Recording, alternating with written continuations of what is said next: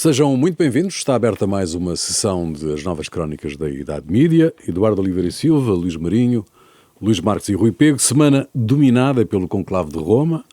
Esta quarta-feira, primeiro dia da votação, o fumo negro demorou mais de 2 horas a sair da chaminé da Capela Sistina. Para esta quinta-feira estão previstas, dia em que estamos a gravar, estão previstas 4 votações, 2 de manhã, onde não aconteceu nada, e 2 durante a tarde. Aconteceu o fumo negro. Exato, não aconteceu nada em termos de eleição, claro. E 2 votações que vão acontecer já depois de terminarmos esta gravação, que estamos a fazer, recordo, na quinta-feira.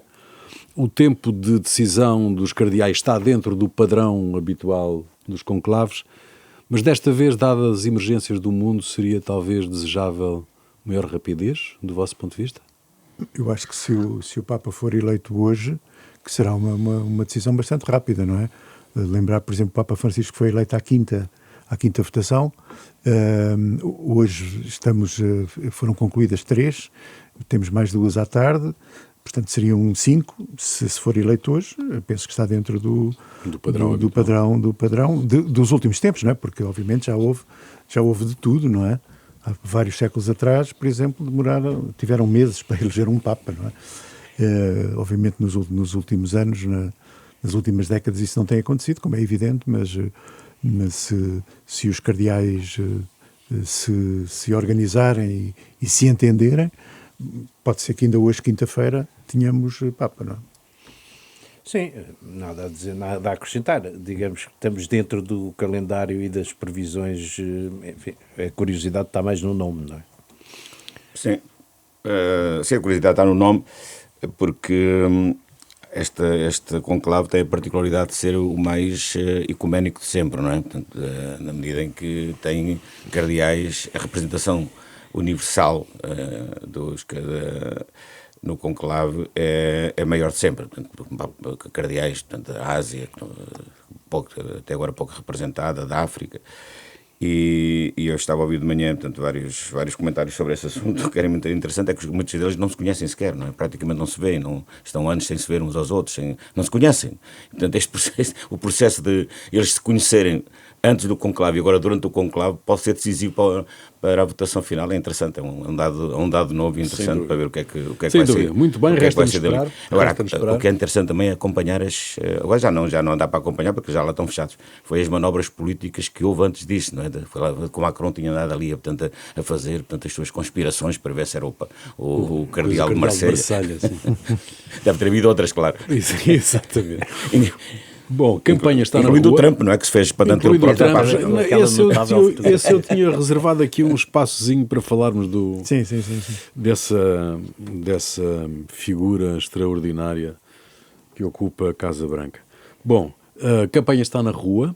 Não é a primeira vez que manifestações ciganas saem ao caminho da caravana do Chega, mas até agora eram manifestações localizadas. Desta vez parece ser uma coisa organizada, o que levanta aqui muitas questões, e aconteceu outra vez esta quinta-feira em Braga, mas há uma coisa que saltou imediatamente para a campanha, que é a greve da CP, não é? Que está a deixar milhares de portugueses, para não dizer milhões de portugueses, privados de transporte, e que, com declarações de Montenegro ainda há poucas horas, que estão a incendiar a oposição neste caso. Por Montenegro ter dito que era preciso, que a greve era injusta e que era preciso rever a questão dos serviços mínimos por aí fora. E, portanto, há aqui já um problema seríssimo, novo, na campanha, com a oposição toda a cavalgar estas declarações de Luís Montenegro. E mal. A oposição devia estar calada, porque não é que possa eventualmente ter razão, quer dizer, tem razão, se quiserem protestar, protestem, digam o que quiserem sobre esta matéria. Mas nesta campanha eleitoral, se alguma coisa é popular é criticar a greve, que é inadmissível o comportamento da CP, que está sempre em greve. É rara a semana que não haja uma greve, normalmente greves à sexta-feira ou à segunda. Isto é insustentável e é de facto um ataque a quem precisa paralisa o país em muitas circunstâncias, não é? E afeta milhares e milhares de pessoas. Portanto, se alguém ganha com esta polémica, entre aspas, é o Luís Montenegro. Isso para mim não tenho dúvidas. Quer dizer, estas greves, as greves de transportes, nomeadamente agora a greve da CP, levanta, para mim é evidentemente que é uma greve política, não tenho rigorosamente dúvida nenhuma em relação a isso, nomeadamente em relação à altura em que é convocada e da forma como ela está a ser seguida. Não se esqueçam que noutras greves, apesar de tudo, ainda havia alguns comboios, etc, etc. Aqui são os 14 sindicatos em força que convocam a greve e entre 7 e 14 não há um único comboio. Portanto, um único comboio. Quem é que é prejudicado com isto? As pessoas mais frágeis da nossa sociedade. Daquelas que não têm automóvel, aquelas que precisam do comboio para se deslocarem para os seus empregos, etc, etc, etc. Porque, portanto, quem tem carro tem essa alternativa, etc. A história dos transportes alternativos, a gente sabe como é que funcionam, não é? Ainda ontem se via numa reportagem que estavam para aí 200 pessoas para entrar, ou 300 ou 400 para um único autocarro. Claro que a maior parte fica... Aliás, os transportes públicos estão o caos. Os relatos que tenho do metro, por exemplo. Sim, sim. E a Fertagos, já aqui falámos disso, da história da Fertagos, por exemplo, que é outro escândalo. Portanto, mas onde curiosamente, não há greves. Pois, por exemplo. Não é? E porquê? Porque é privada. Pois, esse é que é o problema. Privatizem a CP o mais rápido possível. Ou então abram o setor à iniciativa privada. Mas, quer dizer, uma greve faz-se para provocar moça, não é? A questão que se coloca aqui é que não há serviços mínimos, não é? Sequer, não é? Nem serviços alternativos, não é? Pois. Sim, do ponto de isso, não haver serviços mínimos é um absurdo em si mesmo e, portanto, é uma decisão ou uma recomendação que é decisão do Tribunal Arbitral, sim, não é? que é completamente esdrúxula e esse era o meu enigma, mas pronto, mas já está. Não, deixa ficar. Agora, há outra coisa que é verdade, é que como diz o Luís Marques e bem, a CP tem que rapidamente meter-se outros comboios que sejam privados a circular na linha que é da Refer, não é? E isso acontece nos transportes de mercadorias. Da Europa. Não, e cá também, mas nas mercadorias a CP já está ultrapassada. Não é só mercadorias.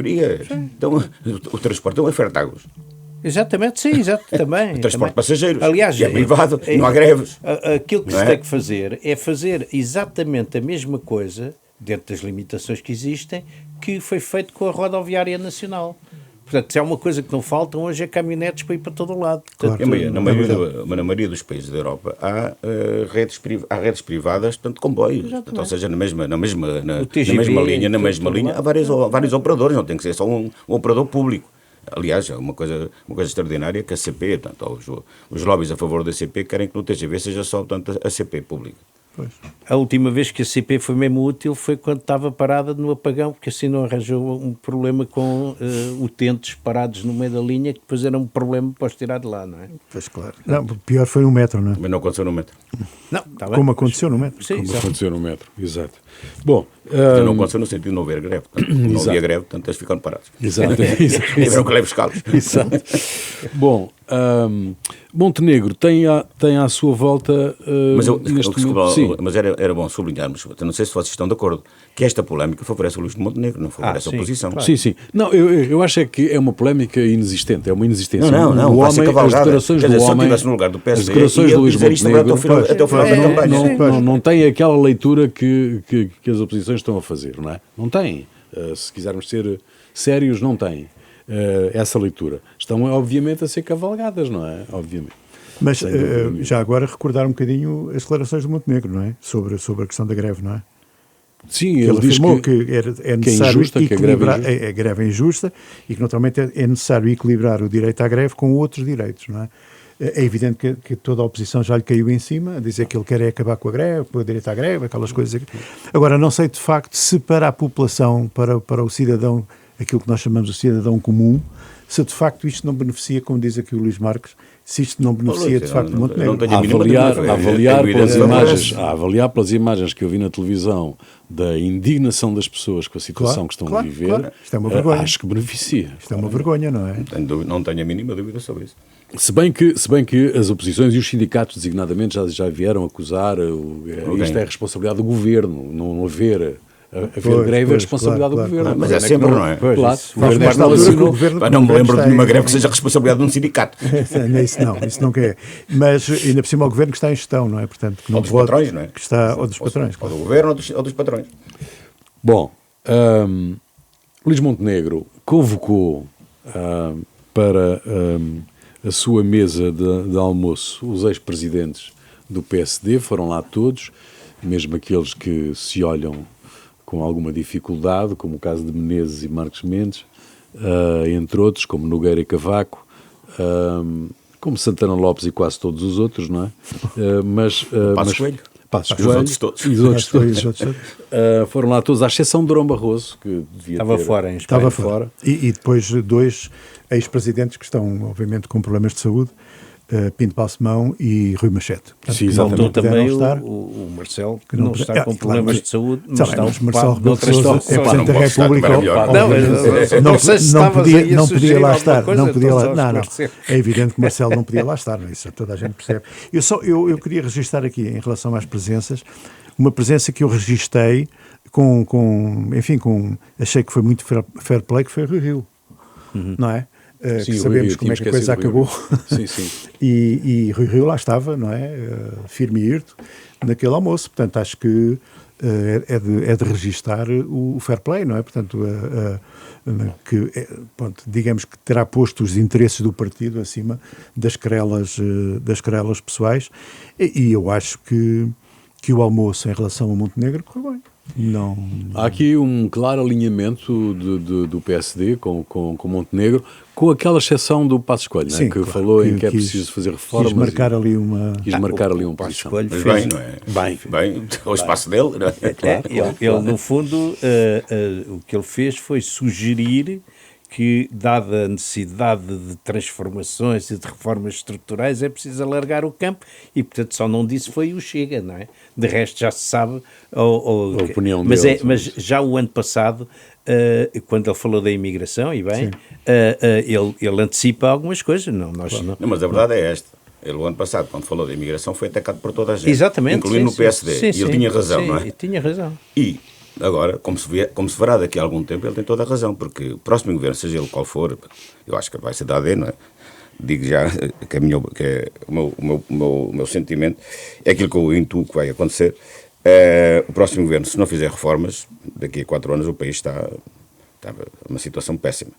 Ele aí tem razão, portanto, o próximo governo tem que ter um ímpeto reformista, que não teve até agora, sobretudo os governos da Geringonça não tiveram, e este primeiro ano o governo também não teve tempo para isso. Também é preciso reconhecer. Para isso tem que ter base de sustentação. Claro, é preciso ter uma base da Assembleia da República que permita fazer isso. Sim, mas nós já tivemos governos com uma excelentes bases de sustentação que reformas... O caso do governo do António Costa. Do António Costa, não é? A maioria absoluta e não fez uma única reforma. Portanto, reformas mas há a maioria absoluta para ir gerindo e andar à bolina, e depois há a maioria absolutas, para tentar mudar alguma coisa que foi para reformar mesmo. Sim.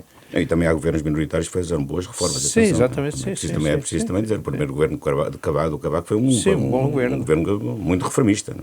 Pois, tanto que deu origem depois à primeira maioria absoluta. Não é? Agora, Luís Montenegro não rejeita ou não perde nenhuma oportunidade, melhor dizendo, para fazer a sua ligação popular, a sua ligação ao povo, não é? Houve aquele incidente com o Tony Carreira no 25 de Abril, mas foi transferido para 1 de Maio e, portanto, Tony Carreira foi cantar aos Jardins de São Bento no 1º de Maio. Portanto, a canção do Luís, Deixa o Luís trabalhar, podia ser Deixa o Luís cantar, porque Montenegro não não resistiu a ir cantar Não canta o mal. sonho de menino. O sonho de menino. O sonho A de menino. propósito de canções, canta mal. a propósito de canções tu do viste. Luís, Eu ouvi na televisão. A propósito, não, deixa não o Luís- desafinou. Mas como é que perceber? Era? desafinou. Ah, não? Não, acho que não. a propósito não, disso, eu não consegui detectar Já é a essa... segunda não vez, consigo. é a Essa segunda vez que qualidade. ele faz um dueto. Eu com ouvi, Tony mas Carreira. só ouvi a voz do Tony Carreira e não conseguia perceber a voz do Mas já Montenegro. fizeram isso Do Luís alguns, não Montenegro. Fizeram um ensaio Sim, geral acho que não é a antes. primeira vez que eles cantam juntos. Aliás, pode ser até Não é a primeira vez que cantam juntos, é muito bom. o do Carreira Montenegro. Não, já agora gostava também já que se criticou tanto aquela canção Deixa o Luís Trabalhar, desculpem lá, a canção do PS, valha-nos não. Deus também, não é? Qual é? Não ouvi. É de uma piruzeira que não tem tamanho, não é? O Portanto, Ricardo não Araújo podem, Pereira gozou bem- não gozou podem, bem com isso. não podem Não, isto- então, a rir-se letra- muito da a letra é outra. inacreditável. Não ouvi. É igual. Meu Deus. A letra é igual, é igual. praticamente igual. Mas, Em vez de enfim, dizer é esperança, esperança, diz não é sei o esperança. quê. Em vez de dizer. Enfim. Bom. Esse futuro diz amanhã. Isso. Coisas assim do género. Exatamente. Bom, mas ainda Luís Montenegro, ainda na campanha da AD. Mas em relação deixa-me dar uma opinião sobre isso. Em relação ao 1º de Maio, enfim, cada um dirá o que uns gostam, outros não gostam, mas eu não achei nada apropriado fazer umas comemorações do 1º de Maio nestas circunstâncias. O 1º de Maio, se fosse no 25 de Abril, já era discutível. Enfim, é uma questão de gosto, não é? Agora, no 1º de Maio, que é o Dia do Trabalhador, fazer ali este tipo de festa não parece, não foi uma grande ideia, não foi nada uma grande ideia, e não percebo qual é a relação do Tony Carreira com o 1º Já estava de Maio, contratado, com estava contratado para o 25 de Abril. Também Abril. fazia noutra altura, para fazer na semana a seguir, uma coisa qualquer. À Foi no entrada 1º de Maio. Na rentrée depois do verão. É absurdo. Mas ele tem tido algumas ajudas, Luís Montenegro, é verdade. Isto agora é verdade, não é? Por exemplo, aquele senhor doutor que se chama Hugo Carneiro tem sido uma boa ajuda. De resto, aquela coisa que ele veio sugerir à Polícia Judiciária ir investigar os contactos dos telefonemas. Quem é que telefonou a quem? Quem é que telefonou a quem? Quais foram os políticos que Foi ligaram uma bela aos- ajuda. Sim. O que vale é que a coisa durou pouco tempo porque aconteceu isto está de um ritmo de tal ordem, Pois. porque aquelas declarações são perigosas, além do mais. Não, é? aquilo tinha dado dias Sim, e sim, dias. A dava, sorte dava, foi dava. estar a acontecer muita Aquilo coisa. há ali uns lives de trampismo naquela afirmação. E são matérias muito sensíveis, não é? Portanto, é preciso ter cuidado. Não é a primeira vez que Eu sugiro tenho uma algum coisa deslate. ao Luís Montenegro em relação ao Carneiro. Vocês, com certeza, todos que leram o Asterix, lembram-se do Bardo. Sim, Que atavam uma árvore e fechavam e não o deixavam Não, mas cantar. olha, mas O melhor é fazer isso ao Mas Carneiro. pelo contrário, que eles fazem exatamente o contrário, porque ele está sempre nas televisões a defender. Portanto, ele é um dos gajos mais ativos, Sim, uma das vozes mais ativas a defender o governo para tudo e para nada. Pois, Por qualquer mas sítio lá está o Carneiro. Sim, Eu punho o Carneiro um bocado no corral, porque não sei se isso porque vai- não sei se, não sei se se isso é uma vai- grande não- ideia. Não sei se isso vai acontecer. O homem escorrega e só diz disparates, mas enfim. Bom, estão cumpridos os debates? Não, espera aí, mas há aqui um ponto em relação à comunicação social que portanto, não posso deixar passar em branco. O professor Cavaco Silva veio mais uma vez, e bem no sentido portanto, da defesa do partido, defender o Luís Montenegro portanto, e a mostrar as razões porque acha que ele deve ser o próximo Primeiro-Ministro. Tudo bem, está no seu direito e faz bem naturalmente na defesa dos interesses do PSD. Agora, ao defender o Luís Montenegro, o que ele faz é, uma vez mais, atacar a comunicação social, dizendo que o Luís Montenegro, neste processo da CPI Não Vive, tem sido vítima da oposição, mas de alguma imprensa. E eu encanito com esta história de alguma imprensa. Sempre que há algum problema qualquer, os políticos põem-se como vítimas sempre de alguma imprensa, mas nunca, ou alguma imprensa, ou algum jornalismo, ou algum jornalista, sem dizerem que tipo de imprensa é, que tipo de jornalistas são, que tipo de jornalismo é. Porque é que não lhe dizem quem é? Exato, não é? exato. Claro. Portanto, esta suspeição que é sempre colocada sobre o jornalismo e sobre a imprensa em geral é inadmissível. Porque, digam, os partidos, quais são os partidos? É a maçonaria? É o Opus Dei? É o capital? É o dinheiro? é a corrupção, mas digam esta suspeição sempre que atiram a pedra, mas escondem a mão, é inadmissível, ainda por cima. Nós sabemos que o professor Cavaco Silva não gosta dos jornais, nem do jornalismo. Não lia. Lê quando ele publica. Utiliza-os quando precisa, não é? Quando precisa, lá vai utilizar os jornais. Mas não gosta. Está bem, mas então que seja claro a dizer porque é que não gosta. E nomeia as pessoas, e nomeia porquê, e quem é. Não é assim? Irrita-me como jornalista. Sim, tipo muito bem. Tinha-me passado isso dos políticos. Eu também me irrito. Já somos dois. Porque, como diz o Luís Marques e bem, nunca materializa as coisas. Não, fica sempre no ar, Não é só ele. Não, normal. Há um certo jornalismo, um certo não sei quanto, mas quem? Ainda por cima, neste caso concreto, foi o Expresso. Não é? Claro. Foi o Expresso e o Correio da Manhã, foram os dois, não é? Exato. Parece aquele célebre treinador de futebol que dizia, vai, não sei quantos mais fulano, mas eu não era. Depois nunca dizia quem era. Nunca dizia quem era, exatamente. Vocês sabem do que é que eu estou a falar. Exatamente, vocês sabem do que é que eu estou a falar. Para nós não sermos acusados de nenhuma coisa, chama-se Otávio. Otávio. Sim, é o treinador. Eu não me lembrava do nome dele.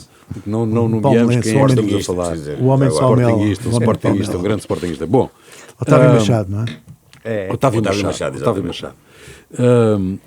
Estão concluídos os debates. O debate da rádio na segunda-feira de manhã, eu não queria acreditar no que estava a ouvir. A minha pergunta é onde estavam os moderadores? Como é que foi possível permitir-se aquela indisciplina que raiou muitas vezes, do meu ponto de vista, a falta de respeito e consideração, não só por aqueles jornalistas que estavam ali, como pelo o meio todo, no seu conjunto. Porque na televisão não fizeram isso. Quando estiveram na televisão, no Todos contra o Montenegro, não é? Não fizeram isso não aconteceu. Portanto, mas na rádio aconteceu, inclusivamente com apartes verdadeiramente extraordinários. Eu lembro-me de ouvir um do Pedro Nuno Santos, o Montenegro estava a falar sobre um assunto qualquer, e ele dizia, ele preparou isto agora, quando vinha a caminho. Isto é, provavelmente os senhores líderes partidários imaginam que pelo facto de não terem imagem, no caso até tinham por acaso, mas pelo facto da rádio não ter imagem habitualmente, que podem dizer o que querem. Não podem dizer o que querem, tem que se respeitar uns aos outros, do meu ponto de vista, e sobretudo respeitar o meio onde estão, em primeiro lugar, já que é um meio fundamental para a coesão nacional, e respeitar os senhores jornalistas que estavam ali a conversar com eles. Foi uma coisa verdadeiramente inocente, não sei se vocês seguiram, mas eu não queria acreditar sequer. Eu ouvi uma parte e concordo completamente contigo. Não? Aliás, eles só não fazem isso na televisão porque isso já não tem resultado, não é? Já não resulta. As pessoas já sabem que as pessoas não gostam, reagem mal a esse tipo de coisas. E por isso tem que obedecer às regras. Na rádio, como não tem imagem, provavelmente deve ser por isso. Eu gostava de... No geral, acaba. No geral os debates não foram nada de especial. Houve debates até aquele entre o Pedro Nuno Santos e o Montenegro, que eu achei que passou um bocado ao lado, porque faltou a economia, faltou a defesa, faltou a imigração, não se percebe. E depois, eu acho que ou se repensa isto, ou então é qualquer coisa de fruta da época, porque estamos muito próximo do que aconteceu há um ano e as pessoas estão realmente saturadas, depois ainda vem a campanha autárquica e depois mais o Gouveia e Melo, portanto é uma saturação.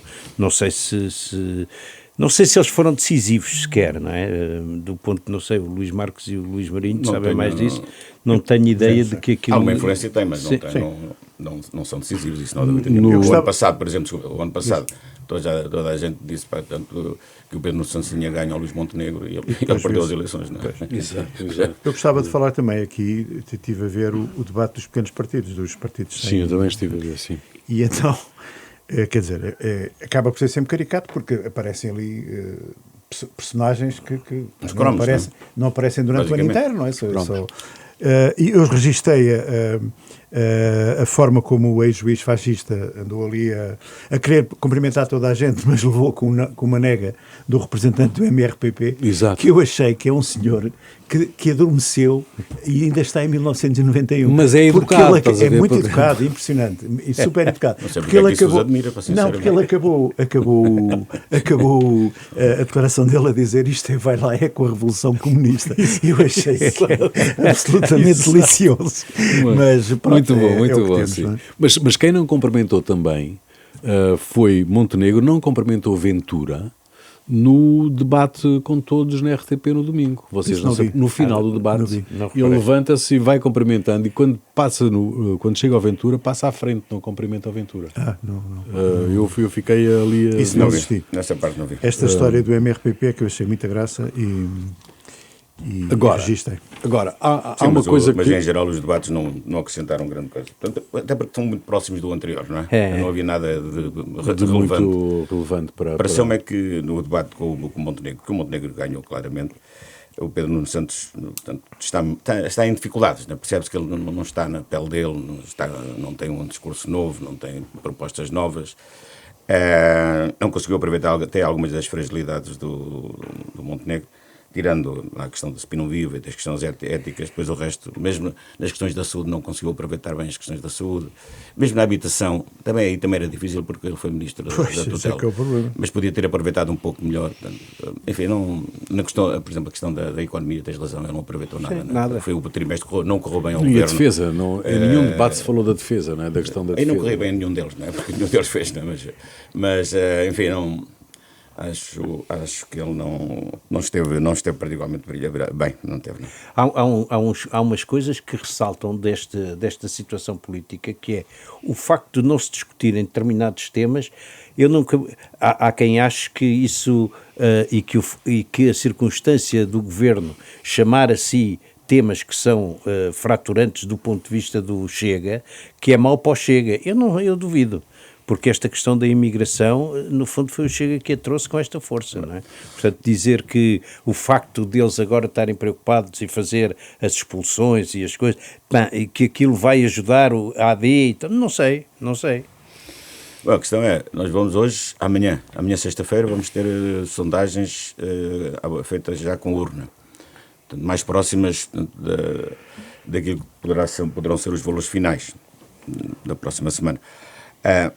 Vamos ter uma ideia, vamos ter já uma ideia mais rigorosa de como é que isto se compõe para a etapa final. Mas tudo indica, pelo tracking poll da CNN, que o ano passado falhou um bocado, mas apesar de tudo há uma indicação de que a tendência será para uma diferença crescente entre a AD e o Partido Socialista, com a AD a subir. Com a subida da IEL também? Mais ou menos, não tem subido muito, tem estado ali entre os 6 e os 7. Mas o PAN em princípio, estará fora do Parlamento. Que mostra aqui estes números mais recentes é uma queda da esquerda, não é? Sim. Tanto o Bloco como o Bloco cai muito, já sabia um bocadinho, mas o PAN sai fora. O Bloco é que revela uma tendência de descida. Não sei se vocês têm acompanhado,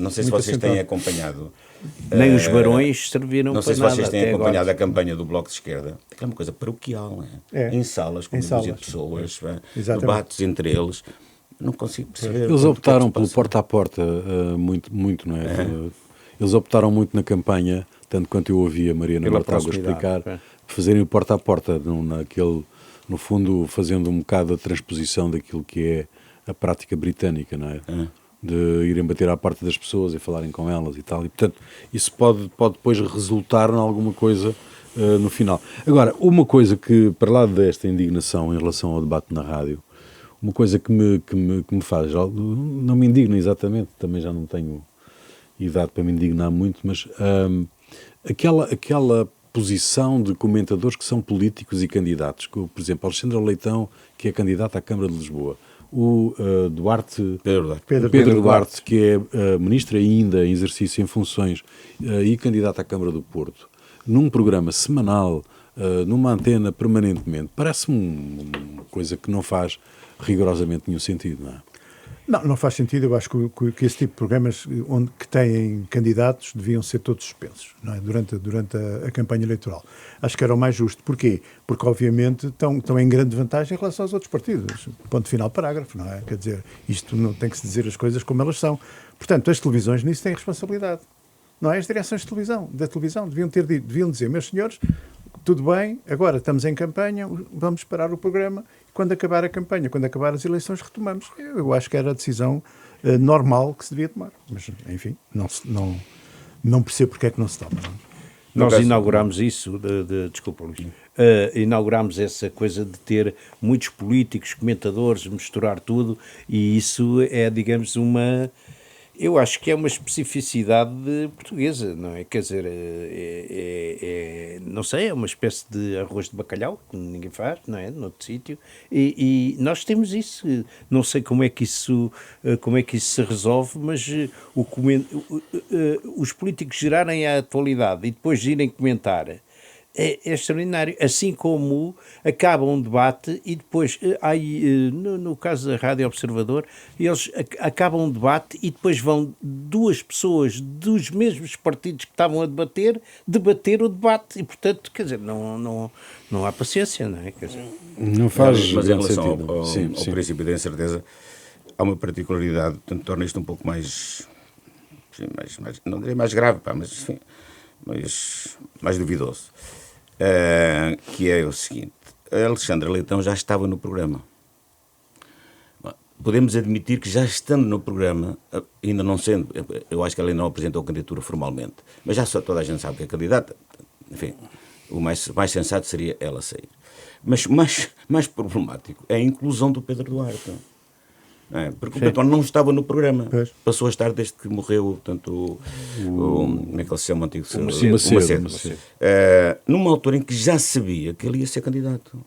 Não sei se já tinha apresentado a candidatura, se não, mas toda a gente sabia. Mas apresentou durante. Toda a gente sabia. O que significa que, na realidade, a ida do Pedro Duarte para este programa pode ser lida como uma forma de o promover no Porto. Exatamente. Claro. O que fragiliza claramente o programa, não é?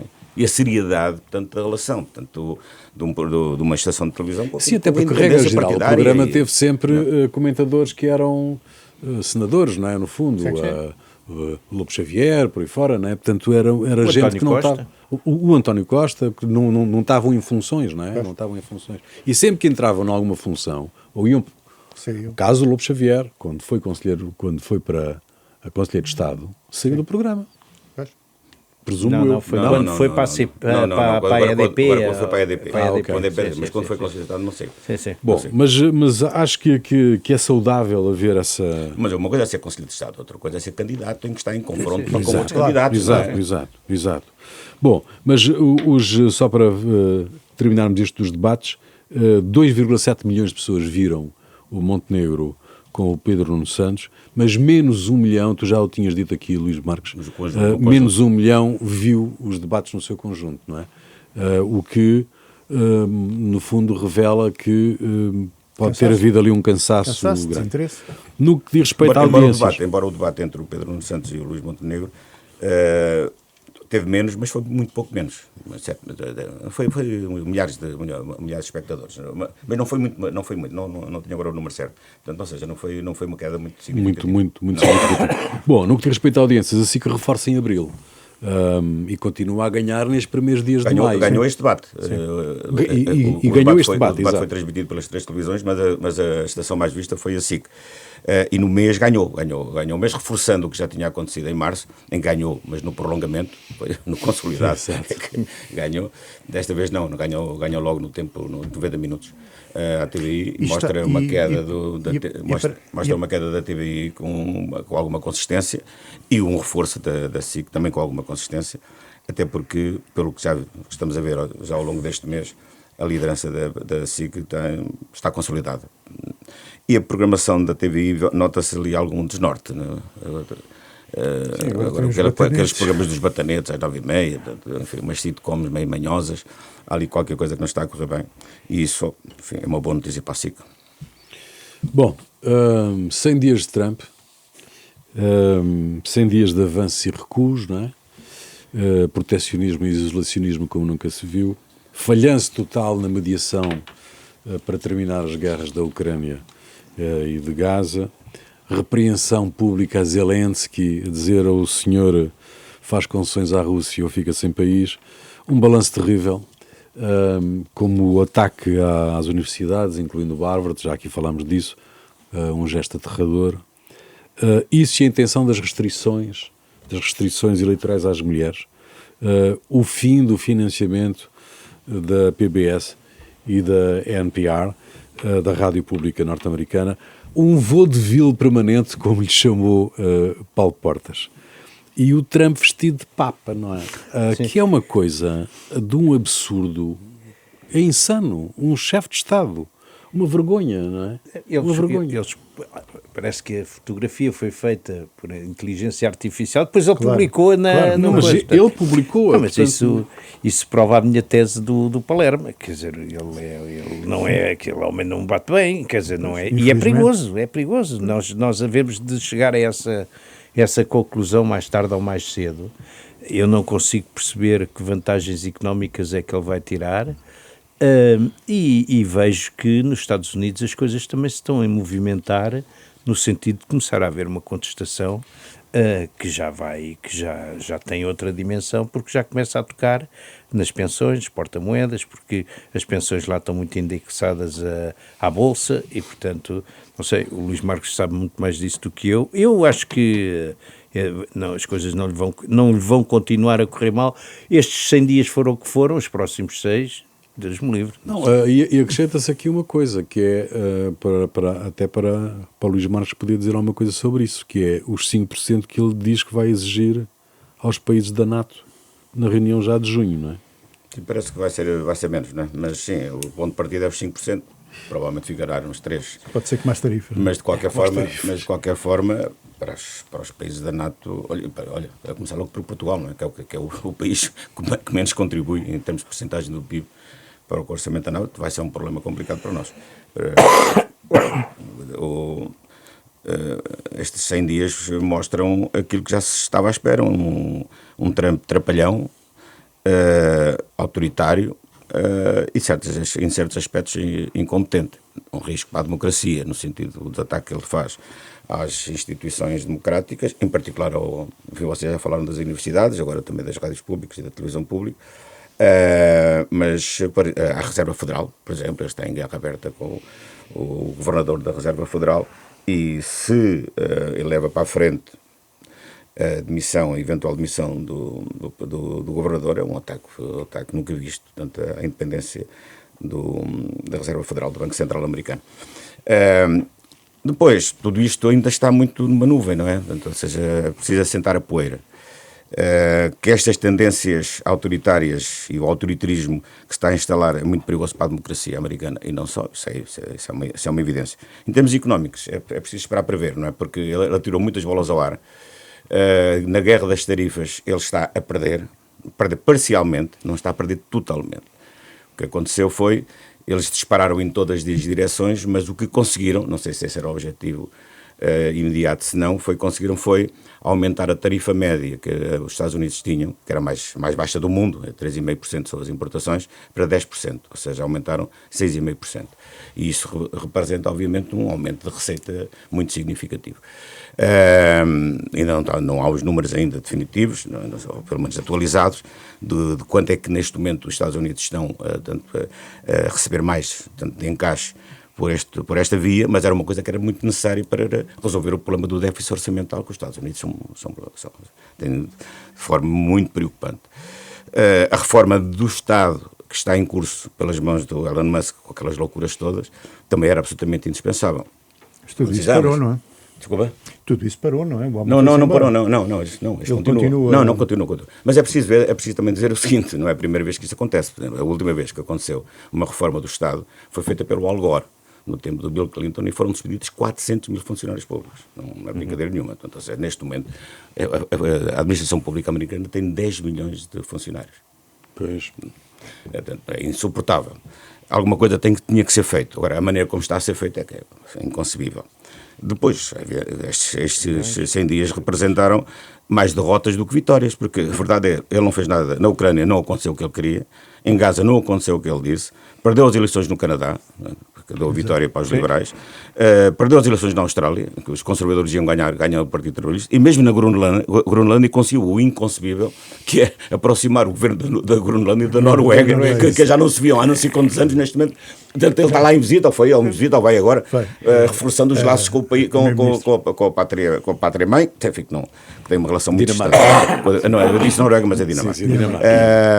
Enfim, estas coisas não lhe estão a correr assim tão bem, mostrando aquilo que eu sempre disse desde o princípio, isto não vai ser tão fácil como ele pensa.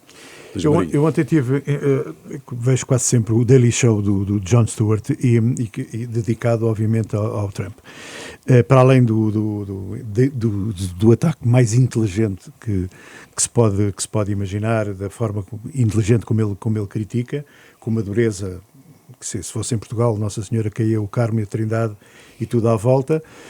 Ele levantou uma questão muito interessante, que é: será que estas maluquices que o Trump faz, isto é, vestir-se de Papa, depois dizer uns disparates, depois, sei lá, inventar não sei bem o quê, é para nos distrair? Isto é, diz ele, nós achamos que aquilo é um disparate, mas depois não conseguimos, não resistimos a criticar aquilo e a dar atenção àquilo. E, naturalmente, aquilo que ele quer fazer vai passando aqui pelos pingos da chuva. E depois deu um exemplo absolutamente fascinante, que é uma entrevista, eu agora queria-me lembrar do nome da jornalista a quem ele deu a entrevista, que terá sido muito recente, que ela no fim pergunta-lhe, mas no fim, não sei se foi no fim, pergunta-lhe o seguinte: mas você jurou respeitar a Constituição? E ele diz: não sei. Não, espera aí, mas ele já disse uma coisa interessante em relação a isso, que houve uma declaração aqui há uns tempos em que ele disse que admitia um terceiro mandato. Ele agora fez uma declaração. Já disse que não. Fez uma declaração formal, numa entrevista, e disse: não, senhor, vou fazer só 2 mandatos, vou respeitar. Quer que sejam republicanos. E disse mais: e vou respeitar a Constituição. Mas a esta jornalista ele levanta aquela questão: não sei. Enfim. Bom, já a seguir os grandes enigmas.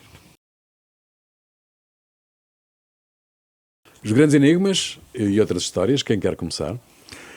Eu tinha um enigma que já não é enigma, porque já falámos disto, da questão dos sindicatos, da convocação da greve da CPI, porque é que não houve serviços mínimos, mas lembro-me aqui de outra história, que é a seguinte: nos intervalos, nomeadamente do programa do Ricardo Araújo Pereira, como sabem, tem um intervalo muito grande entre o meio do programa e depois a entrevista. Eu assisti a uma coisa que se chama 1 Minuto de Economia, que é um programa que tem 1 minuto de economia. Um programa de informação.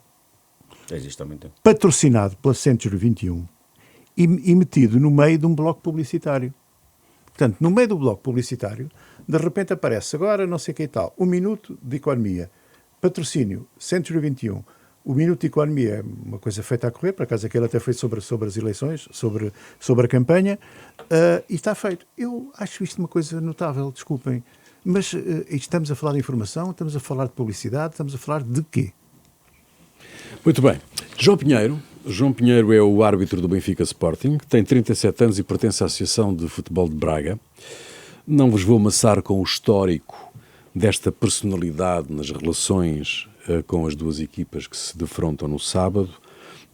Estamos a gravar, recordo, quinta-feira, mas lendo a estatística, parece, no mínimo, pouco recomendável a decisão do Conselho de Arbitragem. Um enigma óbvio seria: porquê o Sr. Pinheiro? Não vou perguntar. Expresso apenas um desejo. Desejo ardentemente que a escolha do Conselho de Arbitragem se revele com o módico de sensatez que a circunstância exige. Isso tenho dúvidas, mas veremos. Tenho fortes dúvidas. Todos nós temos. Está nós temos. Já fui vítima, já fomos vítimas. Já fomos vítimas, muitas vezes vítimas. Eu lembro, ainda me lembro de 1-0 para com gol. Vocês vêm de carrinho. Está bem. Bom, o meu é o seguinte: normalmente ao fim de semana somos bombardeados com notícias sobre o fecho das urgências, normalmente das urgências pediátricas e obstetrícias. Ora, anunciar uma urgência fechada é uma contradição nos termos, na medida em que uma urgência deve existir para estar aberta. Não é? Era assim antigamente. A minha pergunta é esta: porquê é que em vez de anunciarem as urgências fechadas, porquê é que não anunciam as urgências que estão abertas? Posso avançar eu? Sim, Eduardo o meu enigma é uma espécie de apelo ao paradeiro. Eu não sei onde é que anda o secretário-geral do governo, o ex-ministro Costa Neves, que é açoriano, se calhar está perdido lá em alguma ilha, porque ele foi nomeado depois de uma polémica para secretário-geral do governo para fazer uma reforma e tal. Já foi há uns meses. O Hélder Rosalino não quis ficar, se bem se lembram, que era do Banco de Portugal, e eu não sei o que é que aconteceu ao homem, se a criatura já fez alguma coisa, se já tem os adjuntos que ia nomear. No news, não sei. No news, neste caso, não são boas notícias. Não. Bom, ou então está a preparar uma daquelas reformas à Musk. Bom, quem vai votar, atenção, pode votar antecipadamente este domingo já, dia 11, eu também. Vamos votar este domingo, dia 11, e, portanto, termina aqui mais uma sessão das novas crónicas da Idade Mídia, um programa de Eduardo Oliveira Silva, Luís Marinho, Luís Marques e Rui Pego, produção de Marina Duarte, desenho sonoro de António Fialho, cuidado técnico de Beatriz Garcia, imagem de Ricardo Fortunato. Novas crónicas da Idade Mídia, sempre ao domingo, e quando quiser ao alcance de um clique. Até para a semana.